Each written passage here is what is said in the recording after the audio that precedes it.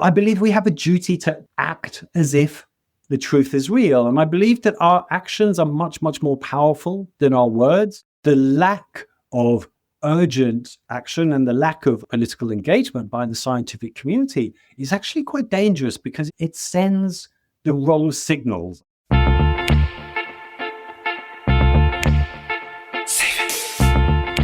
You're listening to A Climate Change. This is Matern, your host, and I've got a great guest on the program, Dr. Charlie Gardner.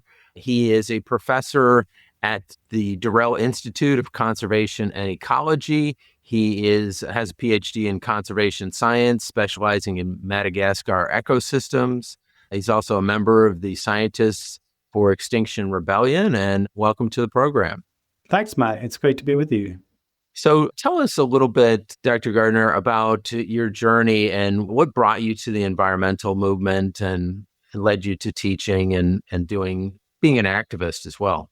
So ever since I was a young kid, for as long as I can remember, I've only ever wanted to make a difference to the natural world. I grew up in tropical countries, in Mauritius and elsewhere, and some of my parents' friends were wildlife conservationists. So since I was really young, I was aware of the environmental crisis, and I've only ever really wanted to do something about that. My professional journey since actually has been a bit of a quest to find an effective way of doing something about this crisis. And so I've tried lots of things. For a long time, I was a conservation practitioner on the front lines, trying to save ecosystems and threatened species. I then moved into research, thinking that, if we have big complex problems, then we really need the information to be able to address those problems. I have tried teaching. I've tried writing and communication to try and bring these issues to bigger audiences. And as you say, now a big part of my focus is on political activism, because I think this is, something, it's one area in which I feel I have some power to make a difference, both as a citizen and explicitly as a scientist. So tell us a little bit about your work in the political domain and what are the efforts that you're currently working on? What do you think has been kind of the most effective at moving the needle in the political domain? That last question is quite a tricky one. What's been effective in moving the needle? Because of course things aren't going well politically across the Western industrialized world. We're seeing backwards movement from politically from where we were on climate just a few years ago. We were getting a lot of talk largely in response to climate activism a few years ago. Nowadays, governments seem to be backtracking on their promises. So in terms of what I've been doing, I threw myself into activism in response to the launch of Extinction Rebellion in 2018. I went down to some of the first big sort of mass actions in London, and I felt that this was something that that I'd been waiting for a long time. As someone that has been aware of these crises all this time, I've always been a bit astonished that nobody seemed to be treating them with the urgency that they require. And here, when Extinction Rebellion and the youth strikes came about, here were people treating them with urgency. So I went along just as an ordinary citizen, and I was talking to lots of people there, and I was astonished to meet such a diversity of people, but not to meet any scientists. So I thought this was odd because it's scientists that have told us about these problems. It's scientists that have the greatest knowledge and understanding, and yet they weren't out there on the streets. So I went back home and I wrote a journal article for an academic journal saying, where are the scientists? We really need to be acting on our own warnings. And since then, I've been quite involved with trying to activate and mobilize other scientists into activism. I've written quite a lot about this in academic journals, and I take action with Scientists for Extinction Rebellion in the UK, and also a global group called Scientist Rebellion. And I believe that scientists have a particular power and responsibility to do more than just publish our research and publicize scientific warnings, because I believe we have a duty to act as if the truth is real. And I believe that our actions are much, much more powerful than our words. As social animals, we pay attention to what other people do more than what other people say. And I think the lack of urgent action and the lack of political engagement by the scientific community is actually quite dangerous, because it sends the wrong signals, I think. If I was to tell you now that I can smell smoke coming from up the stairs and I think the house is on fire, but then I was just to continue recording this chat with you, then of course neither you nor your listeners would believe me when I say the house is on fire, because my actions just don't, they just make it seem like I don't even believe my own words. Well, I think this to some extent is what the scientific community is doing now. We've all sort of been brought up to believe that our role as scientists is just to provide the information and to leave the decision making, leave the policy making to others. We're just supposed to be neutral here. But I think when we say it's an emergency and we proclaim that everything must change, but then we don't get up and do anything ourselves, I think that sends a very dangerous message. So I believe that as a scientist, I just feel a bit of a moral obligation to do more, because I don't feel that simply publishing scientific papers is an effective way to transmit the message that this really is urgent. I think it's beautifully said, and in particular, the analogy of the house on fire just kind of brings it home in a very real way about how people perceive the information that they're getting from the source, and if the source is not behaving as if there's a fire going on, then why should I? And I definitely get that. I guess the question is, you address this, but which is the neutrality of science. And I guess in the past, generally speaking, maybe governments didn't immediately listen to scientists, but eventually they kind of made changes in accord with science. And maybe the other piece is that we've never faced an emergency like this in the past. And maybe that's also a problem for kind of just the human consciousness to really get our head around the scope of this problem. I think you're absolutely right. It is, there is this expectation that scientists should be neutral. As you say, it's an emergency, and emergency times call for emergency measures, and so it makes sense to me that academics should step beyond the bounds of our social norms, because these are normal times. But the other thing also is that, as you said, there is this expectation of a relationship between governments and scientists.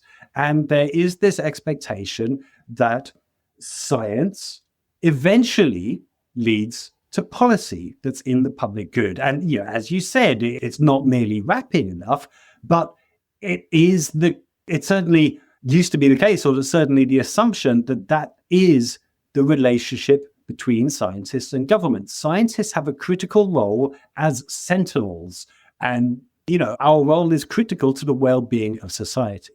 The problem is, firstly, I think that there's an issue that the pathway from science to policy has never been clear and has never been straightforward. But more importantly than that is that over the last few decades, there have been private interests, special interests, deliberately trying to disrupt this relationship between scientists and government, deliberately trying to stop scientists from playing the vital sentinel role that we play. Of course, I'm talking about fossil fuel industry, more recently, other big damaging industries like agribusiness, aviation, motoring, construction, chemicals, plastics, all the rest of it. But on top of that, there are also neoliberal fundamentalists who are opposed to government regulation on principle. They believe in an absolutely free market where governments shouldn't interfere with environmental or social legislation. So these private interests have spent decades trying to obstruct the pathway from science to policy. And they've done that in two main ways. Firstly, by interfering directly with the political process, donations to politicians, political corporate lobbying, and the amounts of money here are just extraordinary. So I can't remember the name of, is it Open Democracy? I can't remember the name of the resource, but so the kinds of money we're talking about here are just extraordinary. Data show that in an average year,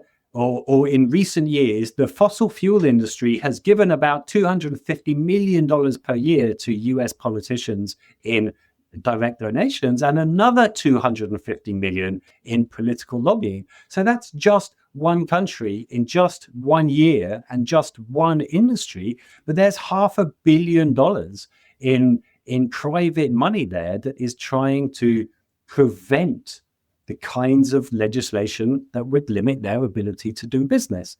The second way that these corporations and others have tried to stop effective government action on climate change is by trying to persuade the public that this isn't the urgent crisis that we say it is. And they've done that by undermining the findings of climate scientists, through massive decades-long disinformation campaign. They've also gone further and not just tried to undermine and discredit the findings of scientists, but they've tried to undermine and discredit science itself and faith in evidence-based reason and policy. And this is fantastically dangerous. And so there was a recent paper that was just published last week that made this case very, very clearly. It was published by a philosopher of science. And they said, if scientists are not able to play their vital role in society, then surely they have an obligation to step up and defend science so that they can better play that role. And I very much feel that. I don't feel that we have a level playing field for information. Of course, I and other scientists became scientists in the first place, not because we love doing research, but because we wanted to produce information that will be useful. And if the pathways for that information to be useful are blocked by special interests, then I think we have an obligation to stand up and try and open up those pathways again. I think that's a fascinating set of questions kind of arise from that. And it's kind of they're playing defense to protect their profit centers.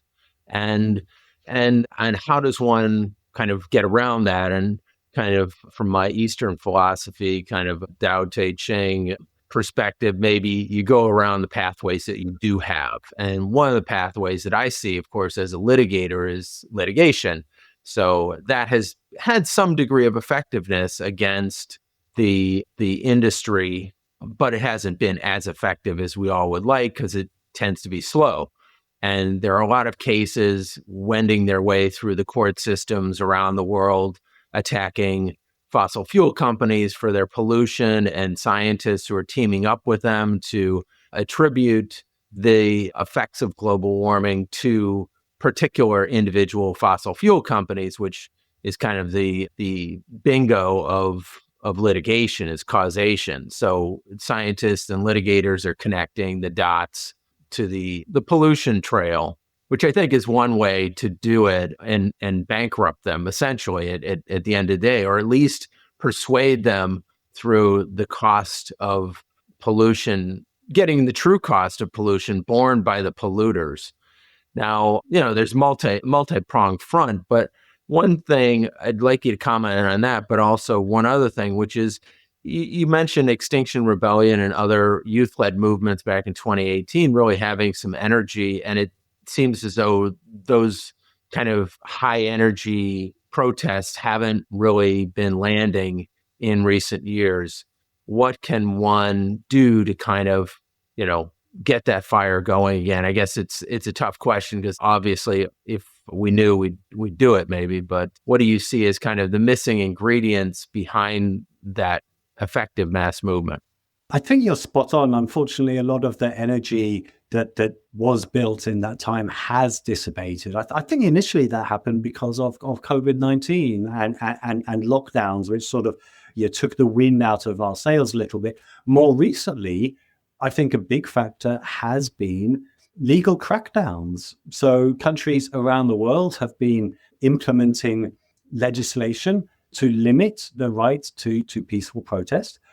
Incidentally, often this legislation looks very, very similar in different countries around the world, and that's because it is part of a concerted effort. It is in the UK, for example, the legislation was drafted by a think tank called Policy Exchange, and Policy Exchange receive fossil fuel money, and they are part of the global Atlas network of fossil fuel funded right-wing think tanks. And it's these fossil fuel funded think tanks that are drafting legislation against activists that is being enacted around the world. So this is yet another prong on the multi-pronged attack by the fossil fuel industries. So yes, I think that the energy in mass protest movements, social movements has dissipated.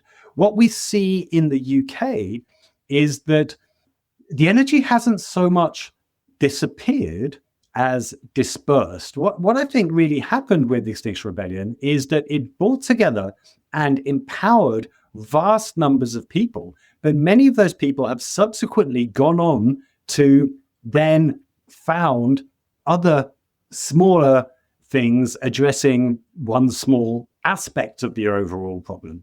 So I think there's been a splitting from large groups into smaller groups. I don't think that's necessarily problematic because it means a lot more is going on. And I think it highlights, to me, there's an important lesson there for me and I hope for many of our listeners as well, which is that, you asked what we need to be doing. You and I have very, very different approaches. Your approach is through legislation and mass communication through your podcast. My approach is through academic work and activism on the streets. And this highlights just what a huge diversity of work is needed. And really, there is no limit to the kinds of work we need to be doing. So I think what's happened in the UK is that, as I said, Extinction Rebellion helped its members feel the agency that they have as individual agents of change and have gone on to go and do lots of wonderful things in all sorts of domains. At the same time, we've not been very successful in continuing to recruit more members after that initial wave in sort of 2019, 2020. I think in large part partly because of the threat of legal crackdowns, partly also because of media demonization. We have been very much demonized across the media. We have been othered. The message is these people aren't respectable. These people aren't like you. Don't listen to them. Don't join them. And so it's left us in a situation now where I think there are huge numbers of people that are really concerned and really want to do more. They really want to take action in their own lives. But the only options that were really given, either you could work on your own personal carbon and environmental footprint, and 95% of all guidance available. It's not hard to find a blog or a magazine article listing 10 things you could do for the climate, but 95% of them are all about your own personal carbon footprint. And I think people can see through that. It doesn't. I think for a lot of reasons, people don't think that's adequate. I think people do want to address their footprints, but it's not enough. It feels wrong that the responsibility is down to me to change my shopping habits. when the fossil fuel companies are just doing whatever they want. And it just feels so completely insufficient. On one hand, you're telling me this is an emergency and everything needs to change. On the other hand, you're telling me that the only contribution I can make is to take the bus. It just doesn't make sense. And yet this is the only guidance that's available to us. The only other thing we can see is that when people turn on the news in the evening, they can see people getting arrested on the streets. And for whatever reason, that doesn't appeal to them either. Either for whatever reason you can't afford to get arrested, or there are identity-based issues there too. I don't see myself as an environmentalist. I'm not a hippie. I'm not a tree hugger. That's not my thing. So I think there's the broader climate movement hasn't been really successful enough up till now in making a home for everybody, for making a home for the 80% of our populations, or whatever, 70% that actually want to do more, because the options we've presented are either insufficient or too much. I think that it's an interesting point, a number of interesting points you make about the atomization kind of the movement. And I guess in part that may make the movement stronger because it is dispersed, and it's harder to stamp out a movement that has 1,000 nodes to it or 1,000,000 nodes to it versus that has one node. So that it makes it hard for an authoritarian government to stop all of it. It also, I think, as you said, kind of includes more people in the process, which probably is helpful, because the sense of, I know my personal sense, being involved in an organization that has tens of thousands of people in it, I feel like, hey, am I really making a difference here? Versus a much smaller organization, I may feel like, oh, I'm part of something in which my voice actually gets listened to a bit more. So I can see that there's value in that.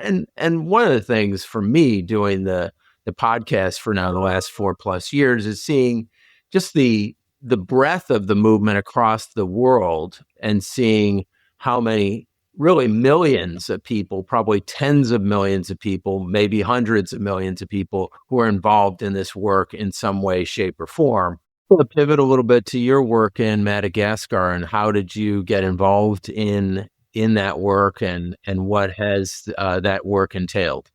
I spent 10 years living in Madagascar, mainly helping conservation NGOs, so charitable organizations, to implement, who are working with rural communities to develop more sustainable ways of managing natural resources. And we were doing that through establishing protected areas, so establishing parks and reserves, but that were co-managed by conservationists and local communities. So Madagascar is a very interesting place because it's one of the world's top conservation priorities. It's an island, so all the species that live there are unique to that island. They're endemic. They don't exist anywhere else. So if they go extinct in Madagascar, they're extinct globally, and that makes it a big priority.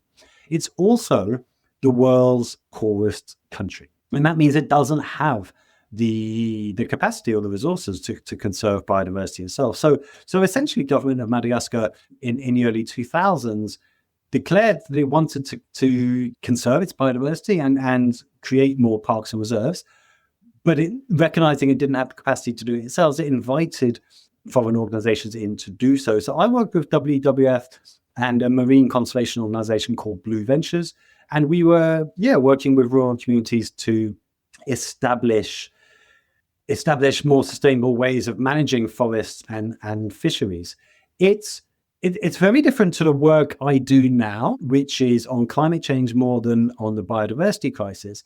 But it's rural people in Madagascar that I do my work as a climate activist for, just as much as I do it for myself or anyone else. In fact, it's the communities I used to work with in Madagascar and the species I was trying to conserve in Madagascar, who are very much on the front lines of climate impacts now, and already suffering them much more than we do here in the UK. So Yeah, very, very different ends of what ultimately is the same problem. Well, kudos to you and the work that you've done there. I was curious if you knew a guy named Matt Hill, who was from the University of Minnesota, who had started, I think, a movement, a Green Madagascar, and they started nurseries there to protect, I think, say 80 different tree species and we use that nursery to spread them around the country there. I've been in touch with Matt, I believe, by email. I left the country before his work started, but I believe we've been in touch, yes. Oh, that's great. Yeah, that's yet another point of connection of the amazing people that just have contributed to the environmental movement across the planet. And Matt, I guess, was inspired by his professor back in Minnesota and just decided to go to Madagascar and make a difference. So I think so many people are doing similar things to that. And I think that's the opportunity for you as an educator, is getting your students to to take the torch and go out there. Maybe you could give us some examples of your students who've gone out there and done great things. So yeah, I have students working, or former students working, all over the world in a range of different capacities. Some have remained as researchers, others have gone on to focus on conservation practice, actually, carrying out projects on the ground rather than just collecting information about the crisis. Others have left to work in policy. Some now use the arts to publicize the environmental crisis. There's a huge variety of things they're doing. And of course, there's a huge variety of things that needs doing. And I find that idea very uplifting too, because it means there really is a role for everyone. Yes, we do need conservation scientists going out to Madagascar and going out to other countries to help build capacity there and to do things in the world's biodiverse places. But there's not a spot on this earth that won't be impacted by climate change. There's not a community that doesn't have to transform. I think this is the big challenge for all of us now, to turn the climate story from one where, it's a challenge for experts and everyone else's role is just sit back and wait for it to be fixed. We need to change that to a story where every single person is doing what they can in their world and feeling part of the beautiful new world we're building together. Well said. Yeah, I guess I would kind of say it's a part of self-actualization now, and that, to really be an actualized person, one has to be really involved in some way, shape, or form in protecting our climate from a stewardship perspective. Hey, what are we passing on to the next generation? How are we protecting what we were given? And that is a question worth asking every single day. And that answer may change from day to day, though every single day for us to do something in this regard, move the ball some distance, and it will help us. I mean, I guess that's the message, is that I feel better when I've done something positive to affect this problem. So it's not just for society, it is also a personal problem too, because when we face an existential threat of humanity, how are we going to feel 10 years, 50 years down the road, whatever it is, if we said we didn't do anything? Where were you? And kind of going back to the Henry V speech, people who weren't on the battlefield, who didn't contribute that day, will look back at their lives differently than those who were engaged in the struggle. Absolutely. Yeah, I think this is something that really worries me. I think, as a society, we have a mental health crisis now, but it will be dwarfed by the mental health crisis we have in future when people do look back and realize they had an opportunity that they chose not to take. I think, but it's not just a future issue. So psychologists looking at mental health, like climate anxiety and related things in young people, find that whilst a part of the reason why they feel so terrible is because of fear of what's coming, another big constituent of that is a feeling of helplessness. It's a lack of agency. It's that I don't feel there's anything I can do to contribute.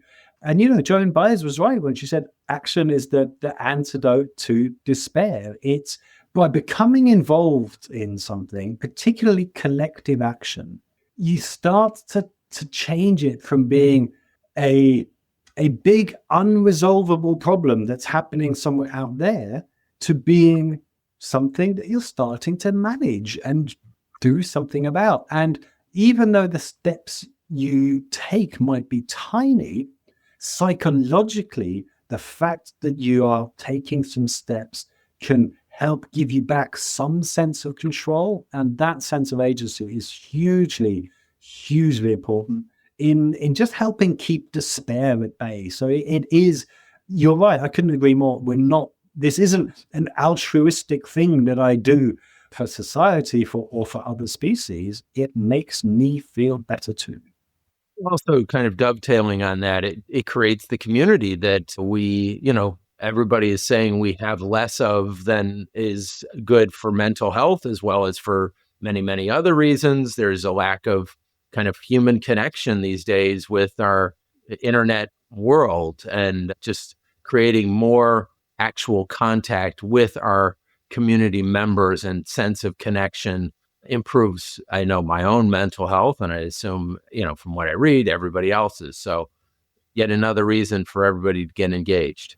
Absolutely. Yeah. And, it's not just connections with any, so all social connections are good always, but this isn't just connections with any old person. This is making social connections with the best, most engaged, most interesting and most aware people. And importantly, it's making connections with people that feel like you, making connections with people that share your fears and share your concerns. And this is a big constituent of the mental health impacts that many of us suffer too. It's that we feel that we're suffering them alone because nobody ever talks about this. So, and sometimes you can feel like we're the strange one for paying attention to all this stuff when everyone else is just carrying on their days, just apparent seeming to ignore it all.